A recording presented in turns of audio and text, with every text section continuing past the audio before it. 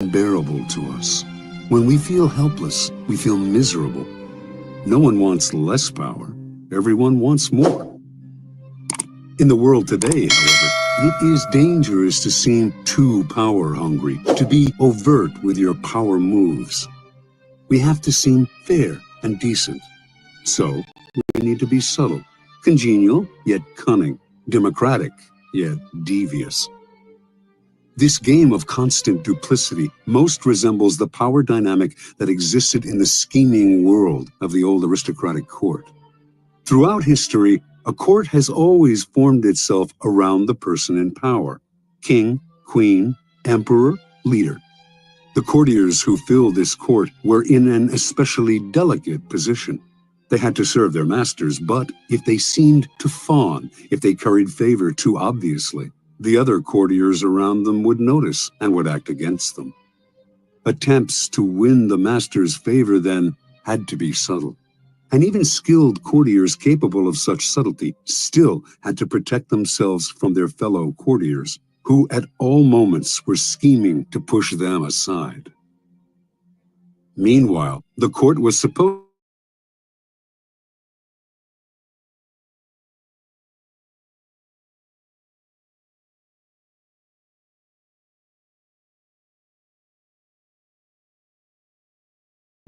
This was the courtier's dilemma.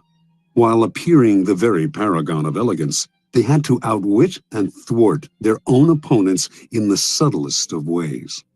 The successful courtier learned over time to make all of his moves indirect.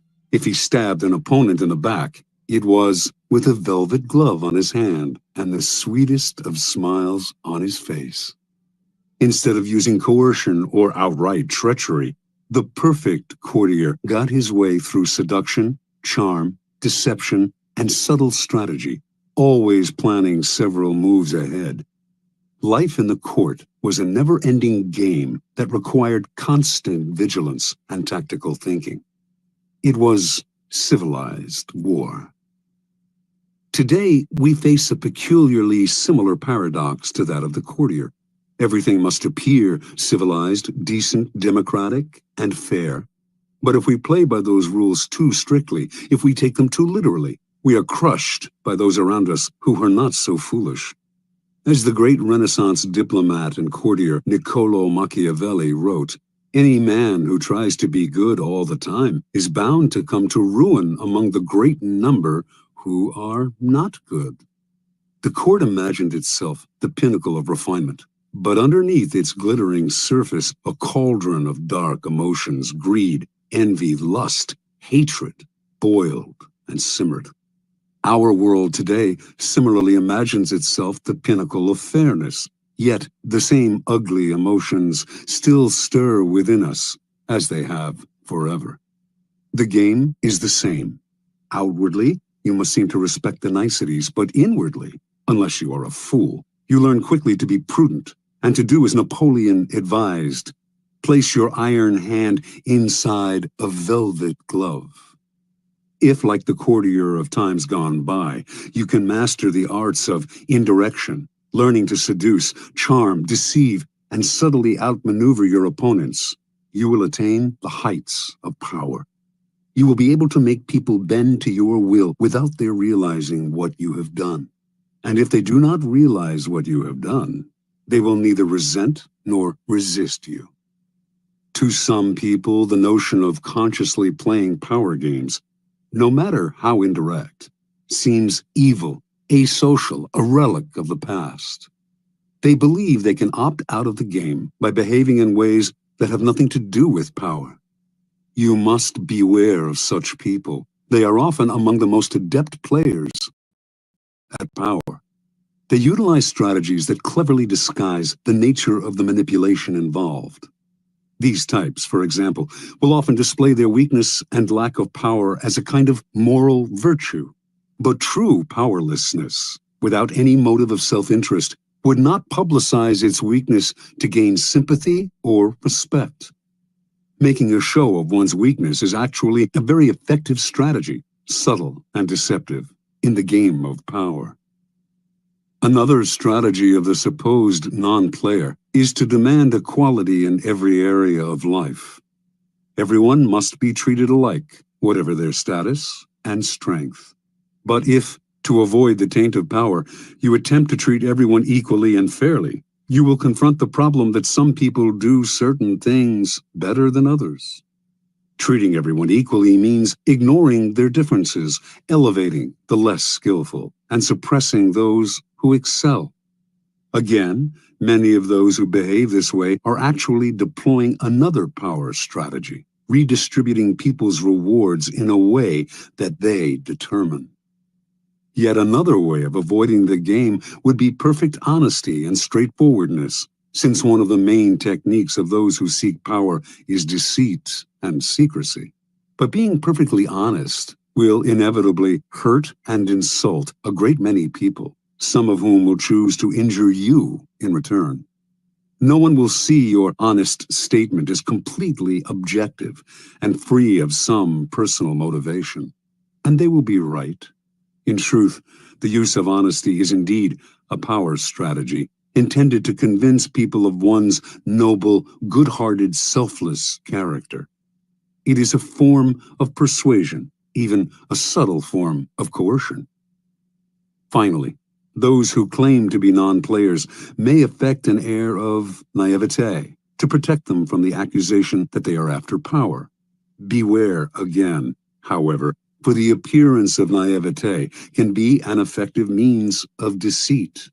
And even genuine naivete is not free of the snares of power. Children may be naive in many ways, but they often act from an elemental need to gain control over those around them. Children suffer greatly from feeling powerless in the adult world, and they use any means available to get their way.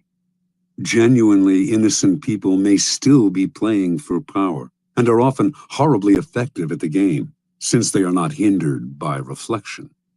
Once again, those who make a show or display of innocence are the least innocent of all. You can recognize these supposed non-players by the way they flaunt their moral qualities, their piety, their exquisite sense of justice. But since all of us hunger for power, and almost all of our actions are aimed at gaining it, the non-players are merely throwing dust in our eyes, distracting us from their power plays with their air of moral superiority. If you observe them closely, you will see, in fact, that they are often the ones most skillful at indirect manipulation, even if some of them practice it unconsciously. And they greatly resent any publicizing of the tactics they use every day. If the world is like a giant scheming court, and we are trapped inside it, there is no use in trying to opt out of the game. That will only render you powerless, and powerlessness will make you miserable. Instead of struggling against the inevitable, instead of arguing and whining and feeling guilty, it is far better to excel at power. In fact, the better you are at dealing with power, the better friend, lover, husband, wife, and person you become. By following the route of the perfect courtier, you learn to make others feel better about themselves, becoming a source of pleasure to them. They will grow dependent on your abilities and desirous of your presence. By mastering the 48 laws in this book, you spare others the pain that comes from bungling with power, by playing with fire without knowing its properties. If the game of power is inescapable, better to be an artist than a denier or a bungler. Learning the game of power requires a certain way of looking at the world, a shifting of perspective. It takes effort and years of practice, for much of the game may not come naturally. Certain basic skills are required, and once you master these skills, you will be able to apply the laws of power more easily. The most important of these skills, and power's crucial foundation, is the ability to master your emotions. An emotional response to a situation is the single greatest barrier to power. A mistake that will cost you a lot more than any temporary satisfaction you might gain by expressing your feelings. Emotions cloud reason, and if you cannot see the situation clearly, you cannot prepare for and respond to it with any degree of control. Anger is the most destructive of emotional responses, for it clouds your vision the most. It also has a ripple effect that invariably makes situations less controllable and heightens your enemy's resolve. If you are trying to destroy an enemy who has hurt you, far better to keep him off guard by feigning friendliness than showing your anger. Love and affection are also potentially destructive, in that they blind you to the often self-serving interests of those whom you least suspect of playing a power game. You cannot repress anger or love, or avoid feeling them, and you should not try. But you should be careful about how you express them. And most important, they should never influence your plans and strategies in any way. Related to mastering your emotions is the ability to distance yourself from the present moment and think objectively about the past and future. Like the double-faced Roman deity and guardian of all gates and doorways, you must be able to look in both directions at once, the better to handle danger from wherever it comes. Such is the face you must create for yourself, one face looking continuously to the future and the other to the past. For the future, the motto is, no days unalert. Nothing should catch you by surprise because you are constantly imagining problems before they arise. Instead of spending your time dreaming of your plan's happy ending, you must work on calculating every possible permutation and pitfall that might emerge in it. The further you see, the more steps ahead you plan, the more powerful you become. The other face of Janus looks constantly to the past, though not to remember past hurts or bear grudges. That would only curb your power. Half of the game is learning how to forget those events in the past that eat away at you and cloud your reason. The real purpose of the backward glancing eye is to educate yourself constantly. You look at the past to learn from those who came before you. The many historical examples in this book will greatly help that process. Then, having looked to the past, you look closer at hand, to your own actions and those of your friends. This is the most vital school you can learn from, because it comes from personal experience. You begin by examining the mistakes you have made in the past, the ones that have most grievously held you back. You analyze them in terms of the 48 laws of power, and you extract from them a lesson and an oath. I shall never repeat such a mistake. I shall never fall into such a trap again. If you can evaluate and observe yourself in this way, you can learn to break the patterns of the past, an immensely valuable skill. Power requires the ability to play with appearances. To this end, you must learn to wear many masks and keep a bag full of deceptive tricks. Deception and masquerade should not be seen as ugly or immoral. All human interaction requires deception on many levels, and in some ways, what separates humans from animals is our ability to lie and deceive. In Greek myths, in India's Mahabharata cycle, in the Middle Eastern epic of Gilgamesh, it is the privilege of the gods to use deceptive arts. A great man, Odysseus, for instance, was judged by his ability to rival the craftiness of the gods, stealing some of their divine power by matching them in wits and deception. Deception is a developed art of civilization and the most potent weapon in the game of power. You cannot succeed at deception unless you take a somewhat distanced approach to yourself, unless you can be many different people wearing the mask that the day and the moment require. With such a flexible approach to all appearances, including your own, You lose a lot of the inward heaviness that holds people down. Make your face as malleable as the actors. Work to conceal your intentions from the others. Practice luring people into traps. Playing with appearances and mastering arts of deception are among the aesthetic pleasures of life. They are also key components in the acquisition of power. If deception is the most potent weapon in your arsenal, then patience in all things is your crucial shield. Patience will protect you from making moronic blunders. Like mastering your emotions, patience is a skill. It does not come naturally, but nothing about power is natural. Power is more godlike than anything in the natural world. And patience is the supreme virtue of the gods who have nothing but time. Everything good will happen. The grass will grow again if you give it time and see several steps into the future. Impatience, on the other hand, only makes you look weak. It is a principal impediment to power.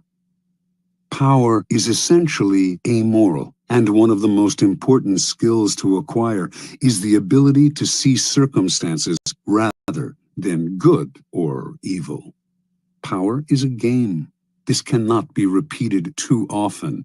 And in games, you do not judge your opponents by their intentions, but by the effect of their actions. You measure their strategy and their power by what you can see and feel. How often are someone's intentions made the issue only to cloud and deceive? What does it matter if another player, your friend or rival, intended good things and had only your interests at heart if the effects of his action lead to so much ruin and confusion? It is only natural for people to cover up their actions with all kinds of justifications, always assuming that they have acted out of goodness. You must learn to inwardly laugh each time you hear this and never get caught up in gauging someone's intentions and actions through a set of moral judgments that are really an excuse for the accumulation of power. It is a game. Your opponent sits opposite you. Both of you behave as gentlemen or ladies, observing the rules of the game and taking nothing personally. You play with a strategy, and you observe your opponent's moves with as much calmness as you can muster. In the end, you will appreciate the politeness of those you are playing with more than their good and sweet intentions. Train your eye to follow the results of their moves, the outward circumstances, and do not be distracted by anything else. Half of your mastery of power comes from what you do not do, what you do not allow yourself to get dragged into.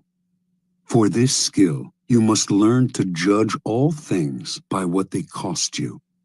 As Nietzsche wrote, the value of a thing sometimes lies not in what one attains with it, but in what one pays for it, what it costs us. Perhaps you will attain your goal, and a worthy goal at that, but at what price? Apply this standard to everything, including whether to collaborate with other people to come to their aid. In the end, life is short, opportunities are few, and you have only so much energy to draw on. And in this sense, time is as important a consideration as any other.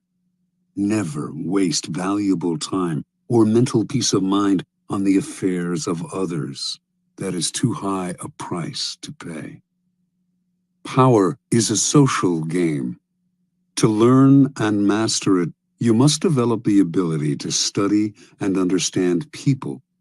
As the great 17th century thinker and courtier Balthazar Gracian wrote, many people spend time studying the properties of animals or herbs. How much more important it would be to study those of people with whom we must live or die. To be a master player, you must also be a master psychologist.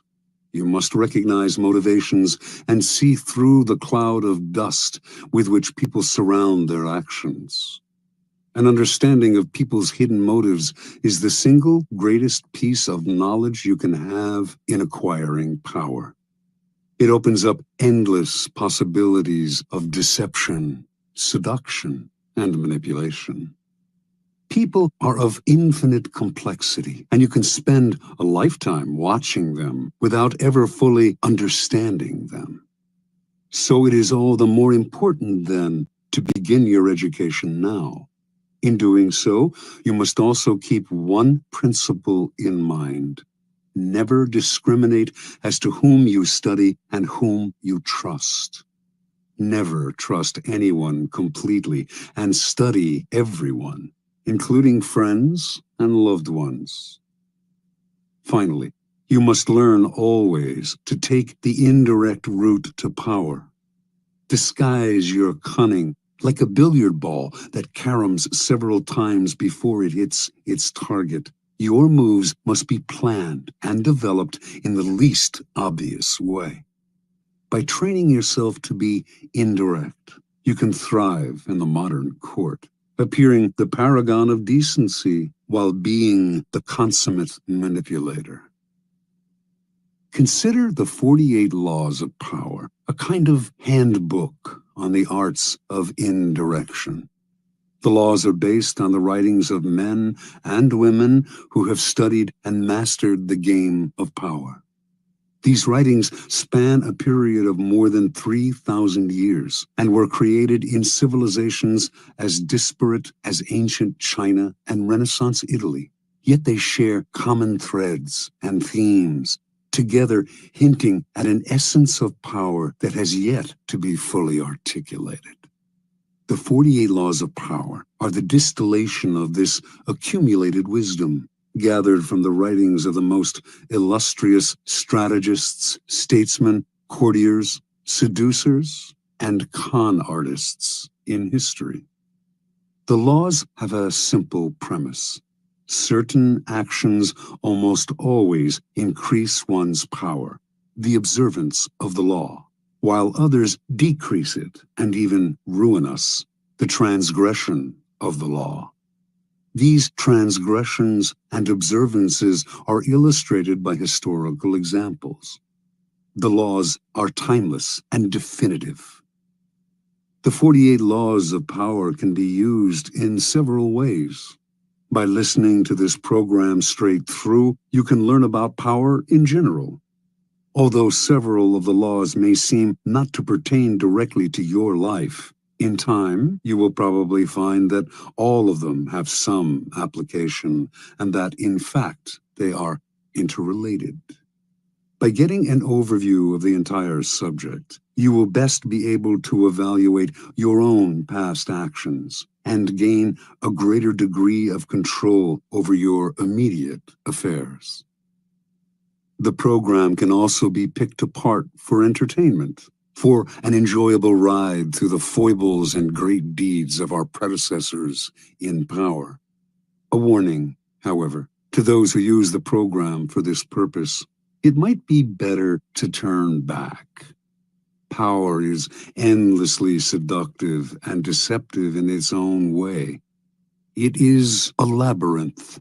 Your mind becomes consumed with solving its infinite problems, and you soon realize how pleasantly lost you have become.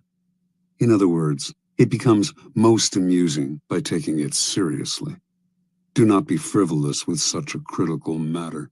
The gods of power frown on the frivolous.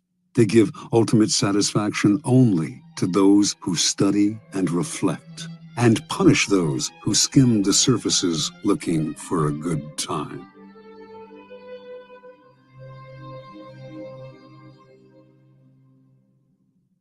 Law 1. Never outshine the master. Judgment. Always make those above you feel comfortably superior. In your desire to please and impress them, do not go too far in displaying your talents, or you might accomplish the opposite, inspire fear and insecurity. Make your masters appear more brilliant than they are, and you will attain the heights of power. Transgression of the law. Nicolas Fouquet, Louis XIV's finance minister in the first years of his reign, was a generous man who loved lavish parties, pretty women, and poetry. He also loved money, for he led an extravagant lifestyle. Fouquet was clever and very much indispensable to the king. So, when the prime minister, Jules Mazarin, died in 1661, the finance minister expected to be named the successor. Instead, the king decided to abolish the position. This and other signs made Fouquet suspect that he was falling out of favor, and so he decided to ingratiate himself with the king by staging the most spectacular party the world had ever seen. The party's ostensible purpose would be to commemorate the completion of Fouquet's chateau, Vaux-le-Vicomte, but its real function was to pay tribute to the king, the guest of honor. The most brilliant nobility of Europe and some of the greatest minds of the time, La Fontaine, La Rochefoucauld, Madame de Sévigné, attended the party. Molière wrote a play for the occasion in which he himself was to perform at the evening's conclusion. The party began with a lavish 7-course dinner featuring foods from the Orient never before tasted in France, as well as new dishes created especially for the night. The meal was accompanied with music commissioned by Fouquet to honor the king. After dinner, there was a promenade through the chateau's gardens. The grounds and fountains of Vaux-le-Vicomte were to be the inspiration for Versailles. Fouquet personally accompanied the young king through the geometrically aligned arrangements of shrubbery and flower beds. Arriving at the garden's canals, they witnessed a fireworks display which was followed by the performance of Molière's play. The party ran well into the night, and everyone agreed it was the most amazing affair they had ever attended. The next day, Fouquet was arrested by the king's head musketeer, D'Artagnan. 3 months later, he went on trial for stealing from the country's treasury. Actually, most of the stealing he was accused of, he had done on the king's behalf and with the king's permission. Fouquet was found guilty and sent to the most isolated prison in France, high in the Pyrenees Mountains, where he spent the last 20 years of his life in solitary confinement. Interpretation. Louis XIV, the Sun King, was a proud and arrogant man who wanted to be the center of attention at all times. He could not countenance being outdone in lavishness by anyone, and certainly not his finance minister. To succeed Fouquet, Louis chose Jean-Baptiste Colbert, a man famous for his parsimony and for giving the dullest parties in Paris. Colbert made sure that any money liberated from the treasury went straight into Louis's hands. With the money, Louis built a palace even more magnificent than Fouquet's, the glorious Palace of Versailles. He used the same architects, decorators, and garden designer. And at Versailles, Louis hosted parties even more extravagant than the one that cost Fouquet his freedom. Let us examine the situation. The evening of the party, as Fouquet presented spectacle on spectacle to Louis, each more magnificent than the one before, he imagined the affair as demonstrating his loyalty and devotion to the king. Not only did he think the party would put him back in the king's favor, he thought it would show his good taste, his connections, and his popularity, making him indispensable to the king and demonstrating that he would make an excellent prime minister. Instead, however, each new spectacle, each appreciative smile bestowed by the guests on Fouquet, made it seem to Louis that his own friends and subjects were more charmed by the finance minister than by the king himself, and that Fouquet was actually flaunting his wealth and power. Rather than flattering Louis XIV, Fouquet's elaborate party offended the king's vanity. Louis would not admit this to anyone, of course. Instead, he found a convenient excuse to rid himself of a man who had inadvertently made him feel insecure. Such is the fate, in some form or other, of all those who unbalance the master's sense of self, poke holes in his vanity, or make him doubt his preeminence. Observance of the law.